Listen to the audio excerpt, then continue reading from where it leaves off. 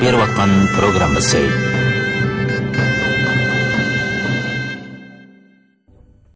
Assalomu alaykum hurmatli radio anglag'uvchilar.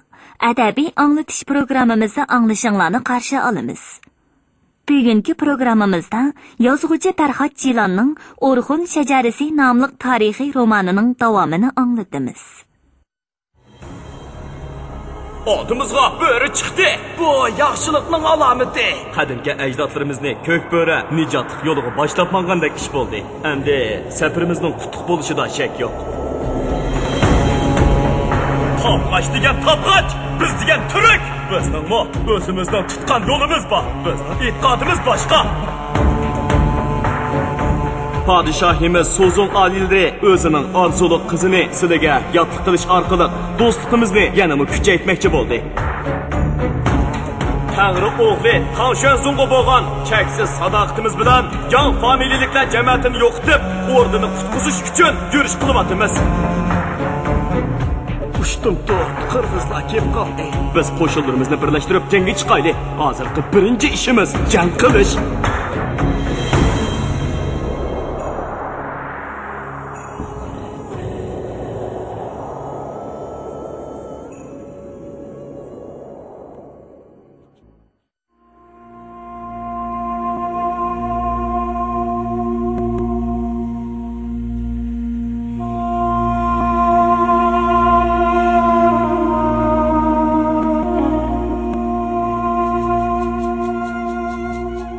Yanlarga qilich, xanjar osqan qopqi yomon chavandozlar o'y-o'ylardan yosh yigitlarni chaqirib chiqib, hammasini bir yerga to'plagandan keyin qo'pollik bilan varqirab buyruq berib, haydab mangmoqda edi.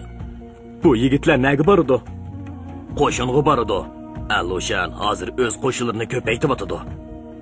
Darvaqa Qutatmish otar qizni izlab yana bir kunni o'tkazgandan keyin turkum otliq qo'shinlarning Fanyang bozoridan chiqib ketayotganligini ko'rdi.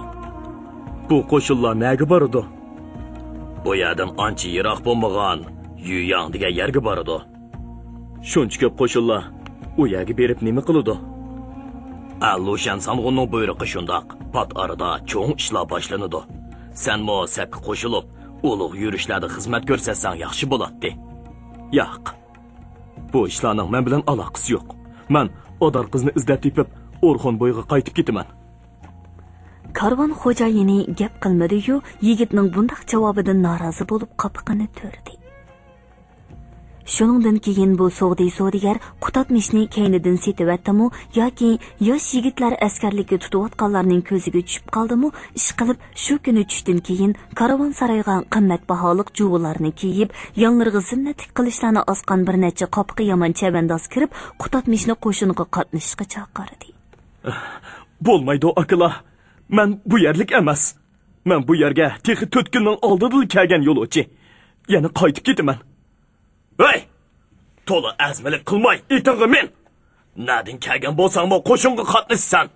Oldinda seni sharafli ishlar kutib turibdi. Yigit degan botur bo'lish kerak. Qutatmishning ichi o'rtinib ketdi. Endi odar qizni qandoq topaman? degan o'y uning yuragini kuydirib o'tdi. Shu topda o'zini askarligi emas, balki qo'lliqi tutilgandek his qildi. Qopqi yomon chavandozlar Qutatmishni oldiga silib, Anlushanning qal'asi yenidagi yig'ilish maydoniga elib kelishdi. Bu yerda yangidan tutib kelingan 5-600 cha otliq yigitlar to'plangan edi. Qutatmish ana shu yangi askarlar bilan birlikda qal'a sepiliga yondashtirib tikilgan kigiz uylarda bir kech tunadi. U qochib ketishga bir necha qitim urinib baxdi, lekin amal qila olmadi. Tong otdi. Ular gulxonlarga qaqlab pishirilgan koli go'shi ko'pi bilan nashta qilishdi. Ondan ularning hammasi Anlushaning qaysidir bir tarmoq qo'shiniga qo'shib etildi. Qo'shin yo'lga chiqdi. Nega ketyapmiz?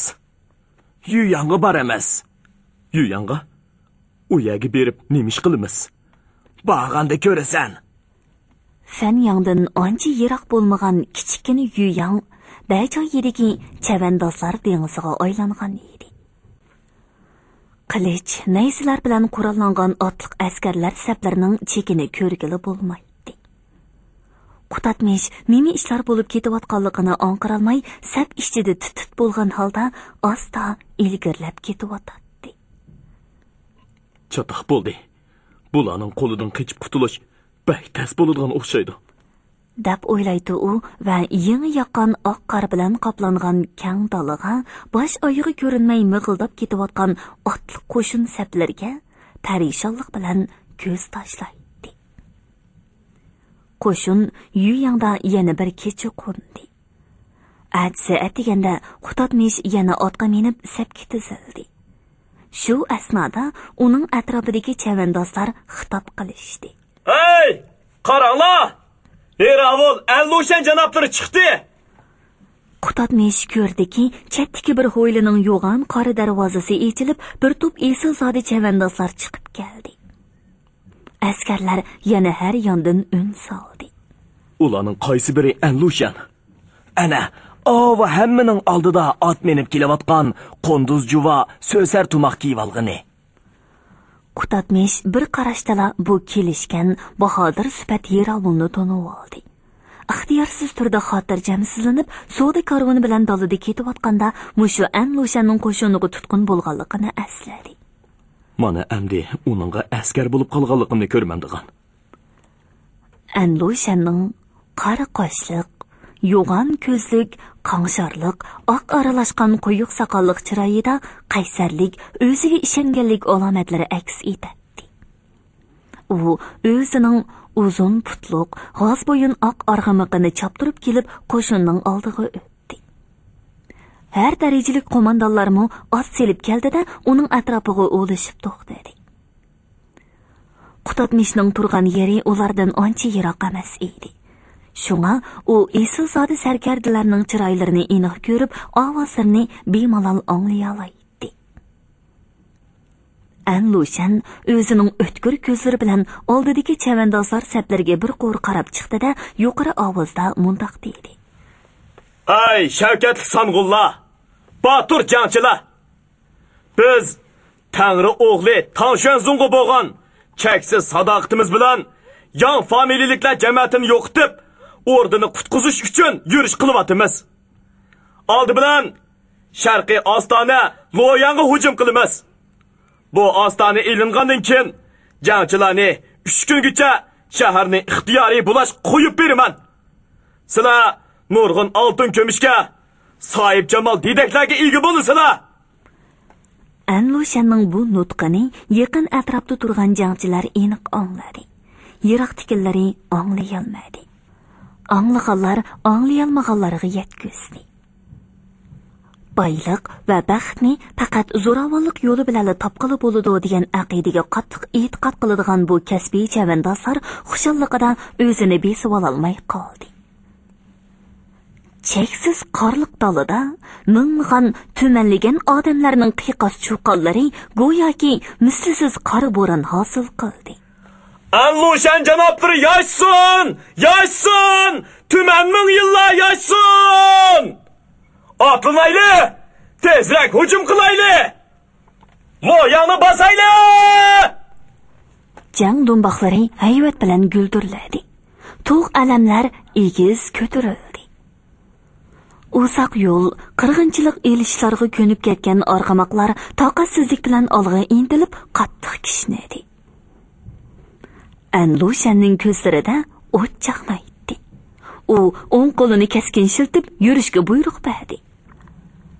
Shunday qilib, Fanyang, Pinglu, Xidong harbiy rayonlarining Yeravuli Allushanning bayrog'i ostiga yig'ilgan Xanzu, Turk, So'g'di, Uyg'ur qatorliq toifalardan tashkil topgan 150 ming kishilik zo'r qo'shin milodiya 755-yili 1-oyda Xibey o'lkasidagi Yuyang degan yerdan otlanib chiqib, Buyuk Tang davlatining sharqi ostonasi Loyang shahriga hujum qo'zg'adi. 8-bob Fanyangdagi fojia. Kecha-kecha yoqqan qor tong otganda to'xtadi. Tumanlagan otlarning tuyoqlari tilg'ivatgan kang dala qaytadan oq libosga purkandi. bir-biriga yaqin qilib zich tikib etilgan sonsizlagan chidir kigiz uylarining to'pillarimi xuddi mamuq yeyitilgandek oqarib ko'rinadi.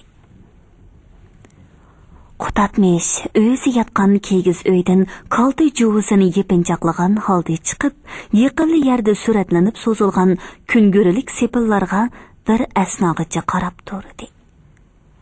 Bu Loyang shahrining sepillari edi. Birdandan keyin bu shaharga hujum boshlanadi. Jang bo'ladi. Yuzlagan, balkim minglagan odamlar o'ladi. Nima uchun? Ostonini ishg'ol qilmoqchi va o'rda ishlariga changal solmoqchi bo'lgan bu Anlushan degan mansabdor mening rahbarim emas. Mening uningga bo'ysunish majburiyatim yo'q. Men bu kishilarni tonimayman. Ularning zodi nima qilmoqchi bo'layotganligini bilmayman, ham bilishni xohlamayman. Men bu yerdan ketishim kerak. Jang boshlanganda qalaymi qanchaliqdan foydalanib qochib ketaman. Mening o'zimning jonijon ishlarim bor. Qanday qilib bo'lmasin, odar qizni cho'qim tepishim kerak. Qutatmish odar qizni eslaganda yuragi siqilib, beshi qo'ygandek bo'ldi. Odar qiz hozir nada? Masmadar degan heliqi qorniyat ablah ularni naga ib ketdi.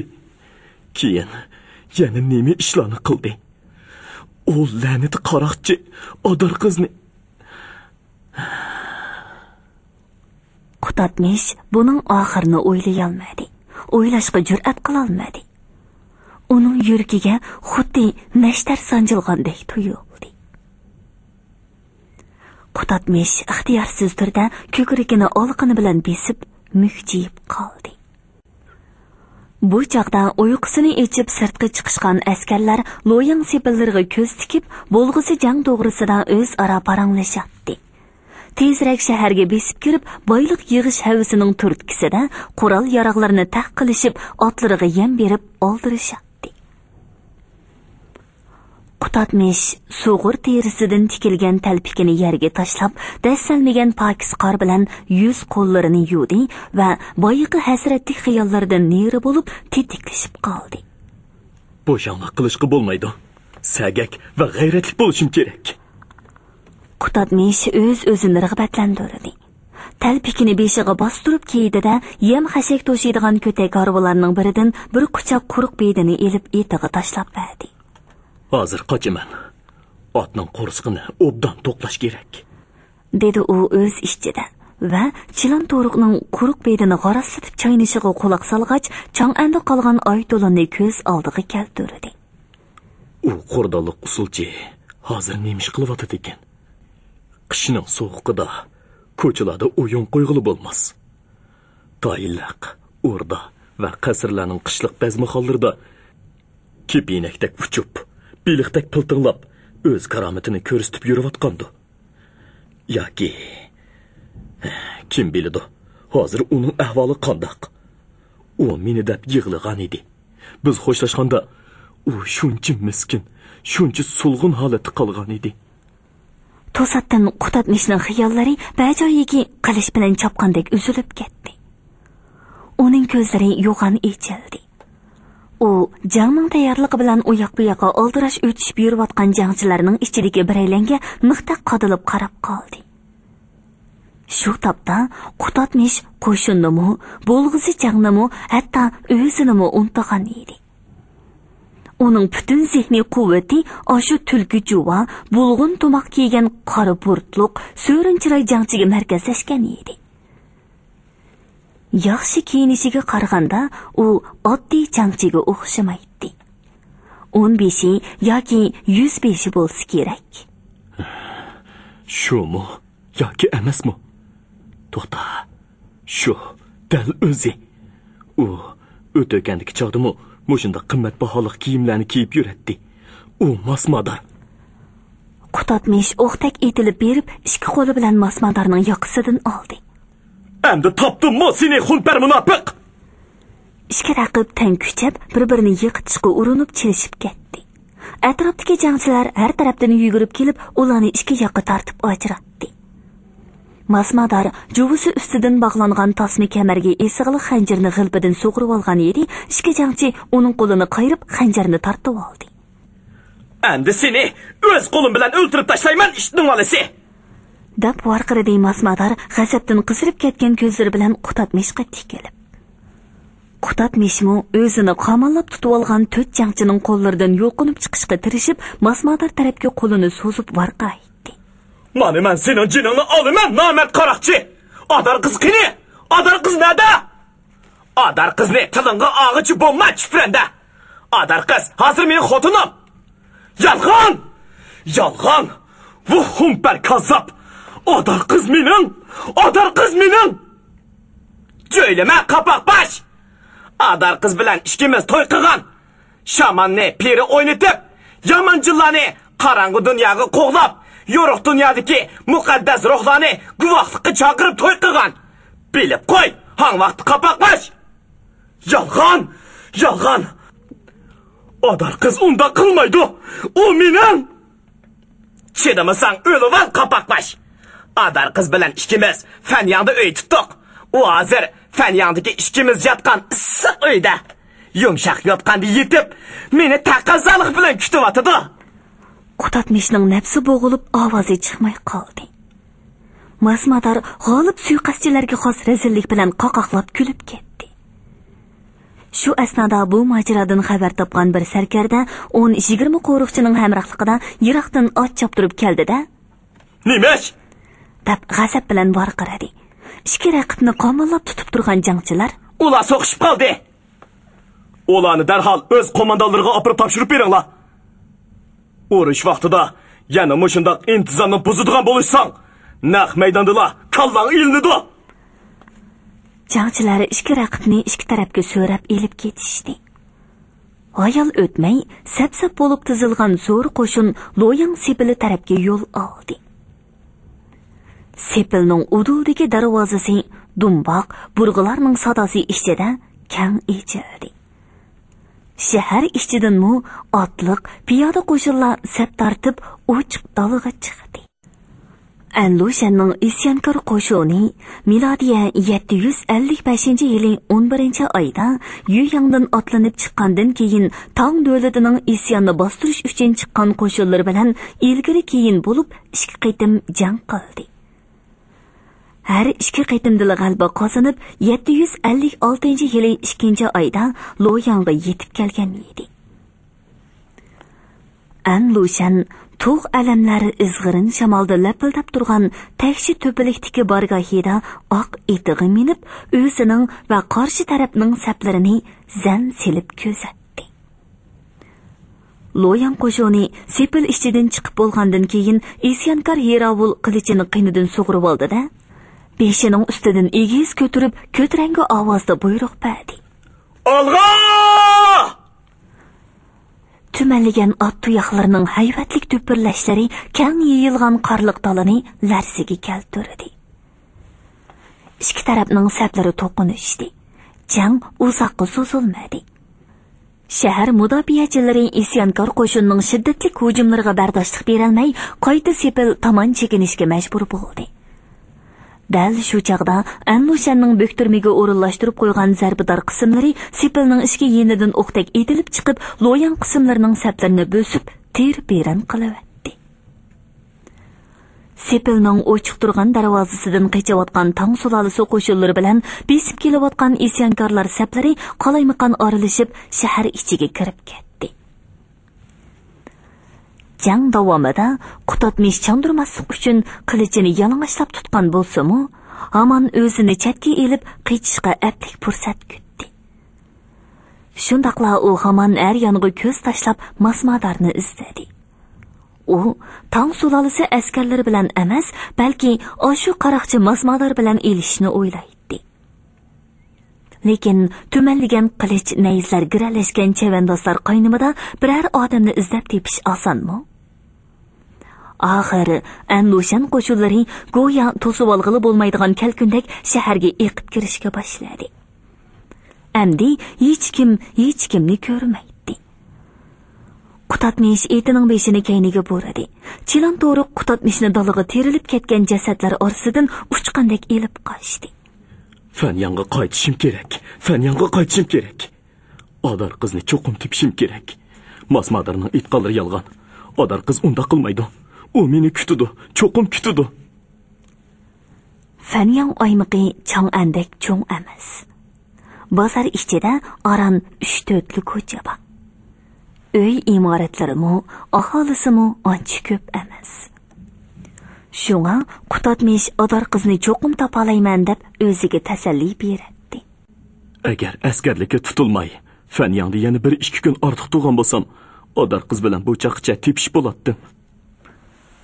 Qutotmish Loyang darvozasi oldidan keyniga yenib, cho'l jaziralarni, yezi kentlarni tanho o'zi kesib, ba'zida osh qilib, ba'zida to'q bo'lib, yo'l azobini yetkicha tortib, bosh bahordagi patqoqchilik kunlarining birida o'ruqlab, ko'kirib ketgan holda egarda arvoqdek o'ltirib, yana Fanyang bozoriga kirib keldi. To'xta! Nima odamsan? Qayerdan kelyapsan? Chang'andan kelyapman. Musofirman. Mo'shundaq so'g'oq patqoqchilik kunlarda shuncha yiroq yerdan nima qilg'ili kelding? Tuqqanlarimni izlab keldim. Hey, rost gap qil. O'rdadan avatilgan ayg'oqchimi o'yasan? Men bir to'mpa yilqichi. Qandoqmi ayg'oqchi bo'lay? Tuqqanlarimni izlab keldim davatiman-ku. Tuqqanlaring kim? Nerda turdi? Inachiktoy ismli bir tog'am bor. U yaqinda bu yerga ko'chib kelgan. Men mu kambag'alchilikda shuni panoh tortib keldim. Onun hozir nerda turayotganligini bilmayman. Ish qilib, mushu Fanyangda. Inachiktoy damsana? Shundoq, Inachiktoy. Heliqi Chang'andan kelgan Inachiktoy damsan. Heliqi Masmadar degan mutaham bilan birga kelgan-ku u. Shundoq, to'g'ri. Ularni taniydi ekan-sizda, birodar.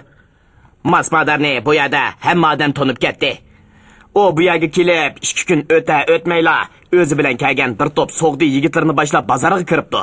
Bir do'konning oldiga kelib, itidan tushmay turib, oltin ko'mishlarini ba debdi. Do'kon egisi ularning alpozidan qo'rqib ketib, "Yenimda oltin ko'mish yo'q, rahim qilinglar" deb yelnibdi. Masmadar so'g'di yigitlarga, "Undaq bo'lsa, uning do'kondagi mollarini elinglar" deb buyruq qildi. Shuning bilan ular do'kondagi juva, o'tik, tumoq degandek narsalarni tog'ar qoplariga tiqishib, ortlarga ortibdi. Ondan Masmadar do'kon egisiga qamchisini shiltib turib, "Bundan keyin yeningga oltin ko'mishlarni ko'proq silib yur, fuqdingmi? Biz yana kelimiz" deb ketib qopti.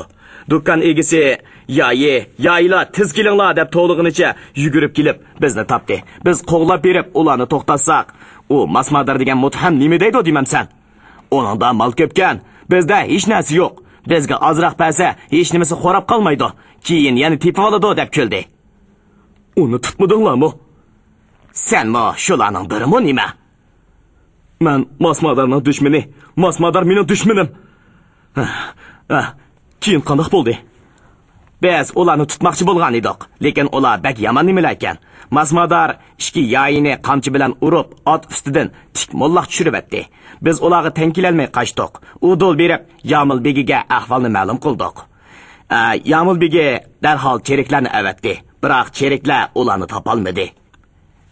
Keyin uqsaq, ular Fanyangning sirtidagi bir kentga ketib ekan. Shu vaqa bo'lib atsi, Masmadar so'g'di yigitlarni agashtirib, Allushaning qo'shiniga kirib oldi. Shuning bilan ularga hech kim chiqila olmadi. Tushundim. Uning gapini qo'yaylik. Inachiktoy nada? Inachiktoy ruhlar dunyosiga ketdi. Nima? Inachiktoy ko'ngil bo'vay ekan. Anlasak, u Masmadarning askiliklarini bilgandan keyin uni ayblab g'azablanibdi. U qattiq hasratda og'rib qilib, oxir qazo qilibdi. Inachiktoy haqiqatan yaxshi odam edi. Muqaddas ruhlar uni oxiratdagi yo'riq dunyoda aziz qiladi. Birodarlar, uning qizini sizlar ko'rganmi? Ismi Odar qiz. U qiz hozir nada? Bilmaydi ekanmiz. Biz uning qizini ko'rmagan. Inachiktoy qaysi uyda turgan, nada turgan? Buni bilmaydi ekanmiz. Qutotmish qalbi ezilgan, ruhi tushgan holda etini devetdi. Yaylar uni to'smadi. Zavol payti kelib qolgan edi. Qutotmish bozorning sirtidagi bir vayrona karvonsaroyga kirib yotdi. Yirib ichib holi qolmagan bu dardman yigit qattiq uxlab ketdi. u ko'zlarini ochganda tush bo'lay deb qolgan edi. Qarasa, karvonsaroydagilar nagidur oldirishib, o'zaro hayajonlanib so'zlashmoqda edi. Nimish bo'ldi? Allushan qo'shoni Loyangni ishg'ol qildi. Bugun atigandila Loyangdan chaparmanlar keldi. Qutatmish bu gapga ancha qiziqmadi, lekin oldirish nashti qilib taloga chiqdi. U Adar qizni tepishi kerak edi. Ko'chalarda odamlar nihoyatda ko'p edi. Xuddi hamma odam uylarida o'ltirmay ko'chaga chiqib olgandek tuyuladi. Kishilar jiddiylashib so'zlashardi. Allushan Loyangni opdi. Sharqi ostona bizda bo'ldi. Qo'shonimiz endi chang'anga yurish qiladi ekanda. Ba'zilari ehtiyotkorlik bilan o'q cho'risiga qarab pichirlashardi. Hey, bu ishning oqibati qanday bo'lar ekan tang? Podshoh qo'shinlari jazo yurish qilib, Loyangni qaytarib olamdi texi. Agar shundoq bo'lib qolsa, ish chataq. Shu kunlarda Fanyondagi puhralar suloli qo'shinlarining g'alaba qilishini xohlamaydi. Chunki ularning hammasining digudek farzandlari Anlushan qo'shiniga qatnashgan. Agar isyankorlar mag'lub bo'lsa, ularning ko'radigan kuni nima bo'ladi?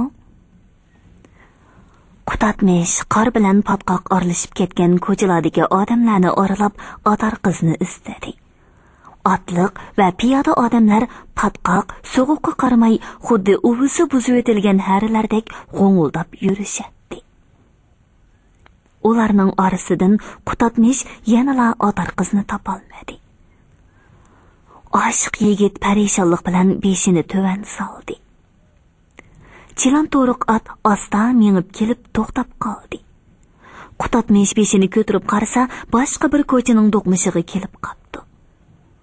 U bir xalta ko'cha bo'lib, birmo odam ko'rinmaydi. Endi qanday qilay? Keynimga yanaymi? Yansam, nega boraman? Qutatmish o'zining bu savoliga javob topolmay, maqsadsizla etini devetdi.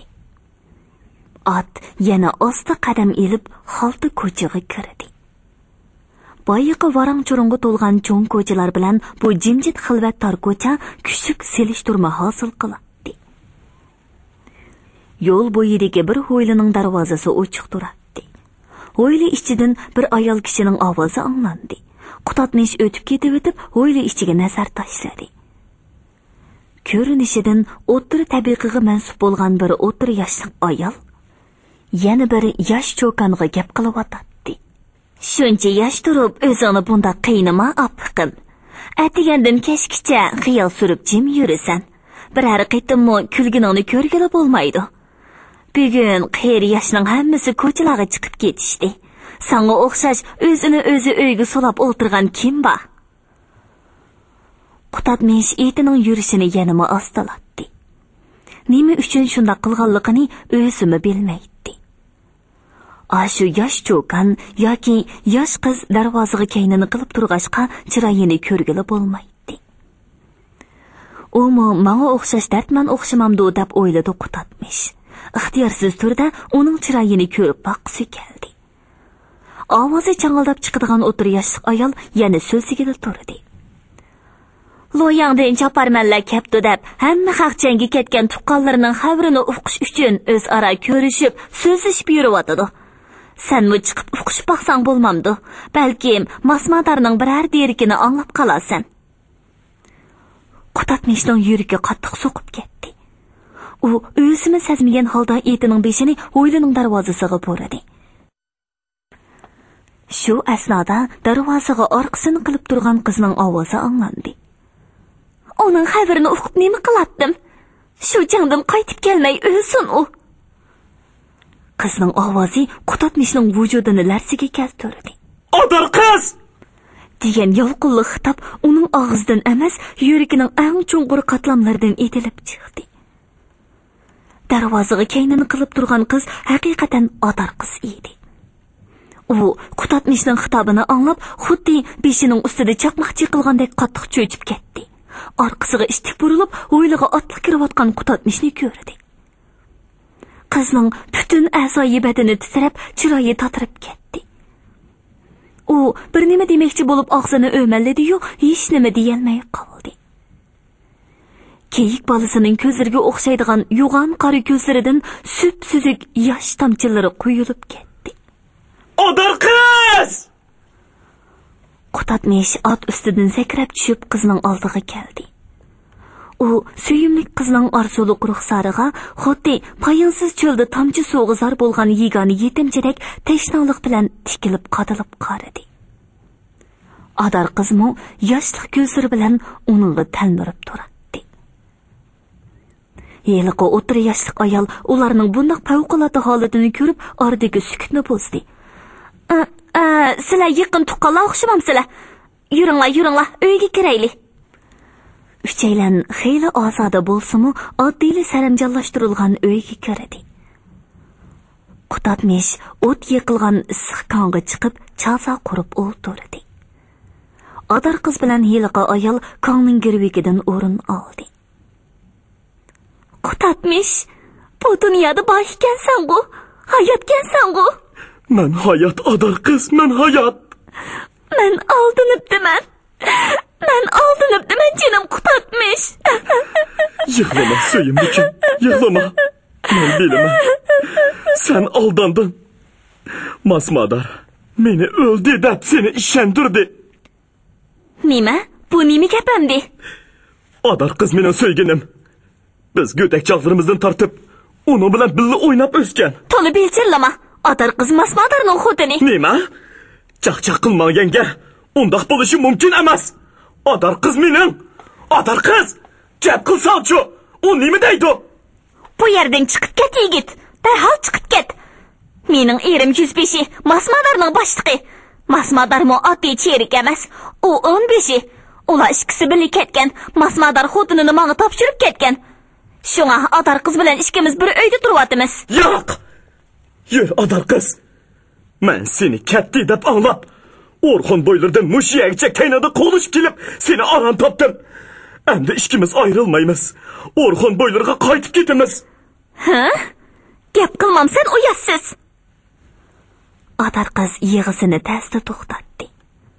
Uning keyik bolasininkidek chiroyli ko'zlari qizirib, qopoqlari ishib ketgan edi. Qutatmish. Bugungacha qaytib turg'in. At ko'rishaylik. Meni qo'g'lavatamsan, Adar qiz. Yo'q. Undaq demagin jinim. Men seni burunqidekli yaxshi ko'raman. Mangu shundoq. Lekin bugun ketib turg'in. Gapimga kirgin. Men esimni yig'ib olay. Aram ilib olay.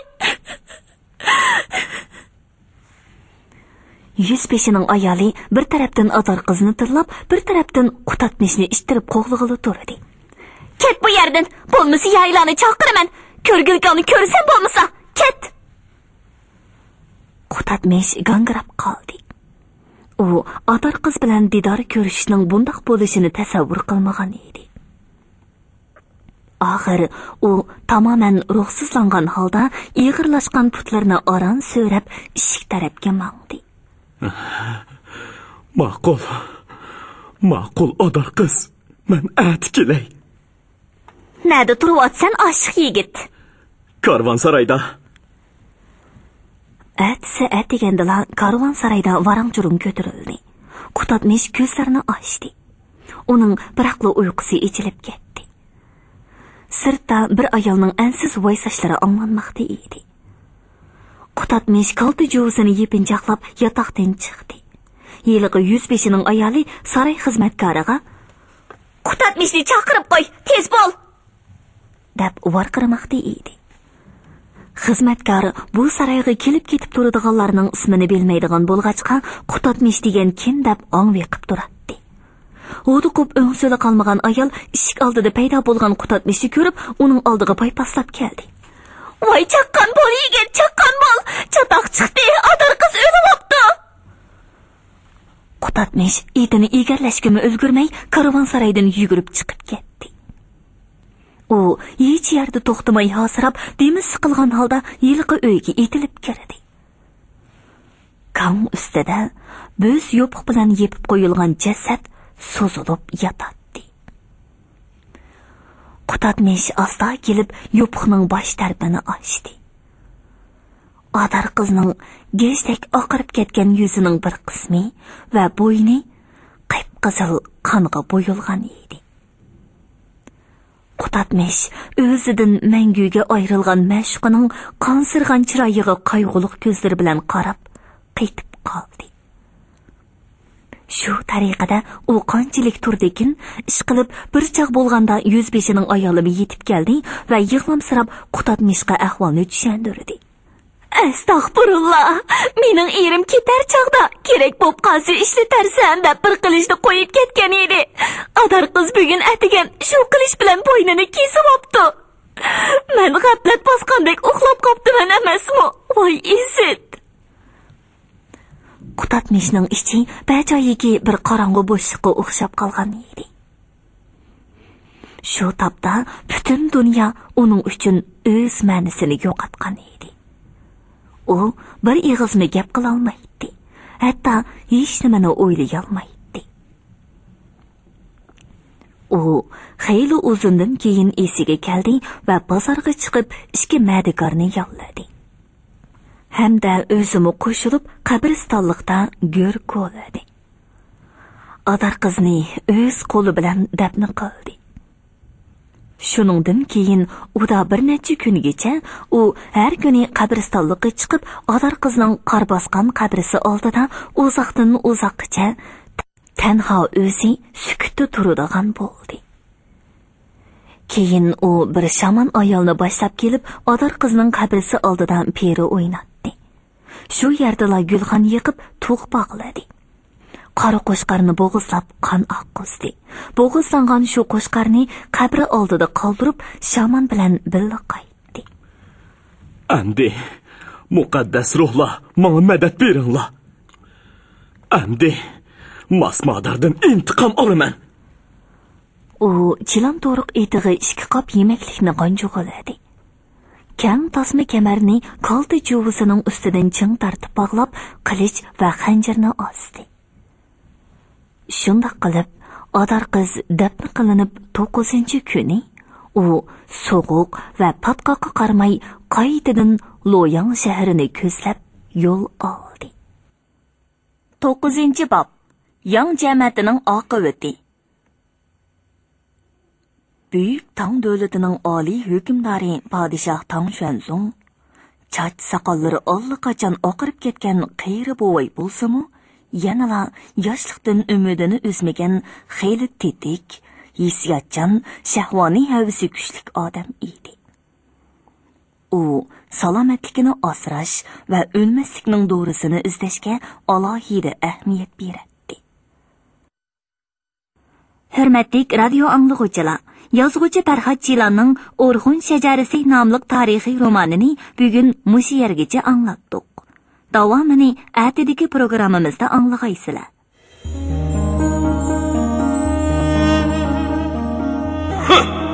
Aloshan degan munofiqning o'g'li darhol o'ldirilsin. To'plarni bostirishga darhol qo'shin avatilsin. Tezdan o'rinlashtiring. Qaysi Masmadarindaysan? Fanyangdan kelgan Masmadarindamsan? Ha, uning Inachitay ismli bir qiyri tuqquni bormidi? Bu 9 odamning biri Sang'on Barg'ut Xo'yin bo'lsin. Bu zot Uyg'urlarning bayonchur qog'oni bilan quda keladi.